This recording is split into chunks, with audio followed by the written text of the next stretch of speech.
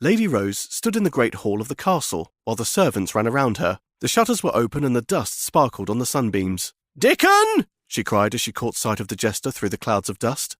"Run up the Mortimer flag!" The man put on his comical face. "Why, mistress, I can run up a hill and run up the stairs, but I cannot run up a flag." Lady Rose had a pretty enough face, but her lips were thin and twisted into a sour smile. "Save your jests for when my lord returns home. You know full well what I mean when I say run up the flag. I mean run the flag up the flagpole." "I'll tell one of the peasants to do it," Dickon muttered under his breath. It's a strange thought. We take it for granted that happiness is a birthright, a sign of a life successfully lived. We talk about being happy, or otherwise, as if it were the most natural thing in the world to understand. It seems so straightforward that we're supposed to find we can't put our finger on what it really means.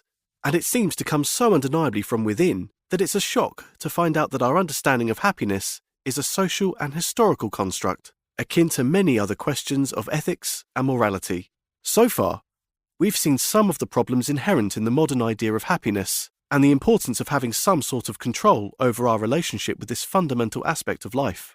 Now, in order to understand how to improve our levels of happiness, we need to take a step back and see what such an idea amounts to. Modern science had puzzled over the source of the sun's heat for centuries, so replacing long-held mythology with an evidence-based explanation for its extraordinary power was not easy. Was the sun simply born incredibly hot and began to gradually cool as it shared its heat with the solar system? Or was there some kind of mechanism that was generating heat from within? Gravitational contraction, perhaps? Or was the heat produced by meteorites falling into the star? The barman reeled for a moment, hit by a shocking, incomprehensible sense of distance. He didn't know what it meant, but he looked at Ford Prefect with a new sense of respect, almost awe. "Are you serious, sir?"